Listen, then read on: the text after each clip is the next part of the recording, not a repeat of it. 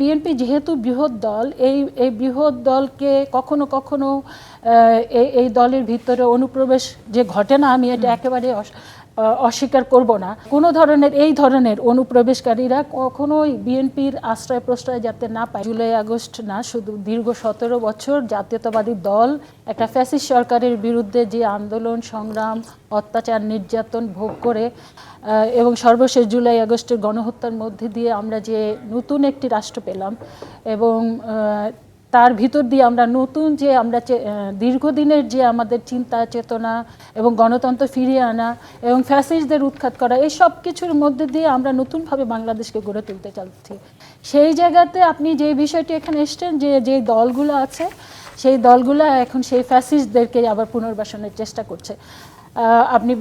আমি এখানে বলতে চাই বিএনপির একজন সক্রিয় কর্মী হিসাবে আমি এটাই বলতে চাই যে বিএনপি একটা বৃহৎ দল, বাংলাদেশের সবচেয়ে জনপ্রিয় দল এবং বিএনপি একটা বৃহৎ দল। বিএনপি একদম প্রত্যেকটা আপনি বিভাগ থেকে শুরু করে প্রত্যেকটা জেলা উপজেলা থানা ওয়ার্ড পর্যায় পর্যন্ত, এবং আমি বলবো শুধু তাই না, প্রতিটা ঘরে ঘরে বিএনপির কর্মী সমর্থক আছে এবং সেই কারণে বিএনপি যেহেতু বৃহৎ দল, এই বৃহৎ দলকে কখনো কখনো এই দলের ভিতরে অনুপ্রবেশ যে ঘটে না, আমি এটা একেবারে অস্বীকার করব না।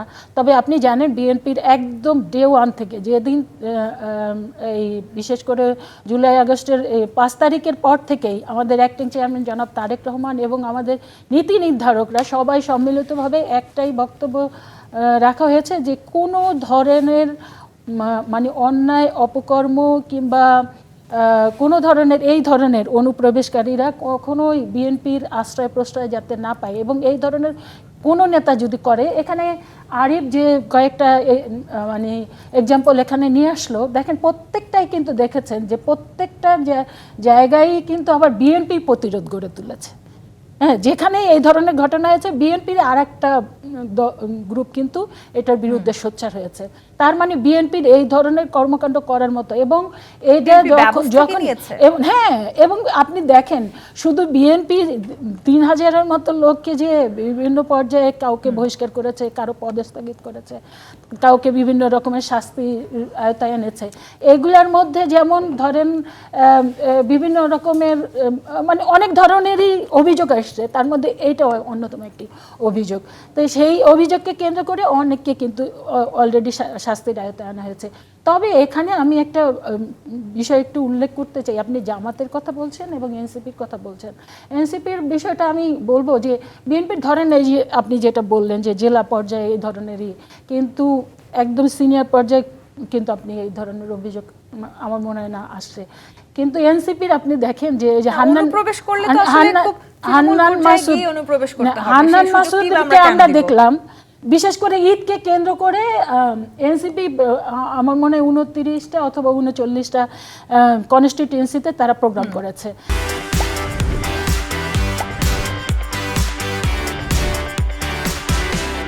এবং সেই জায়গায় আমরা অধিকাংশ জায়গায় দেখেছি, বিশেষ করে এক্সাম্পল হিসাবে আমি 2-1টা নিয়ে আসতে চাই।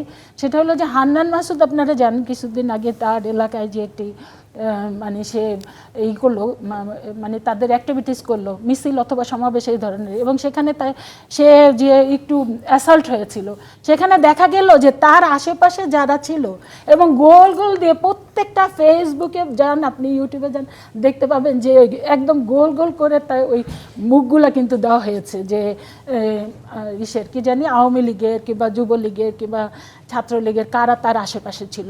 এছাড়া আমরা জানি যে সাজিদ আলম যে প্রায় 150 মতো গাড়ি নিয়ে যে শোডাউন করেছিল, সেখানেও আমরা জানতে পেরেছি কিংবা সেখানেও পত্রপত্রিকার মাধ্যমে কিন্তু সব স্পষ্টভাবে এসে যে সেখানেও কিন্তু এই যে ছাত্রলীগ যুবলীগ কিংবা আওয়ামী লীগের লোকজন ছিল। এছাড়া আমরা দেখেছি যে উপদেষ্টা মণ্ডলীর একজন যে ভীষণভাবে বিতর্কিত তার বাবাকে নিয়ে এবং অন্যান্য অপকর্ম, তার এপিএস নিয়ে, তো সেই সজীব ভুঁইয়া তাকেও কিন্তু আমরা শুনেছিলাম যে সে একটা রেখেছিল, যে একটা বক্তব্য রেখেছিলেন যে যারা ওই যে নির্বাচিত বিভিন্ন ইসের মানে ঢাকা সিটি কর্পোরেশনে যে সমস্ত নির্বাচিত কমিশনার, মানে নির্বাচিত না, ভুয়া নির্বাচনের মাধ্যমে কিংবা জোর করে যে নির্বাচনগুলো হয়েছিল, সেই নির্বাচনে যে সমস্ত কমিশনাররা ছিল তাদের মধ্যে যারা সৎ তাদেরকে নিয়ে নেওয়া হবে। যদি কেউ আওয়ামী লীগের দোসরকে অনুপ্রবেশ করে থাকে, বিএনপি সেই তাদের বিরুদ্ধে ব্যবস্থা গ্রহণ করেছে, কিন্তু এনসিপি কোনো ব্যবস্থা গ্রহণ করেনি। আপনি হয়তো আমি এটাই বলতে চাই। দেখেন, আমি আসবো আপনার কাছে।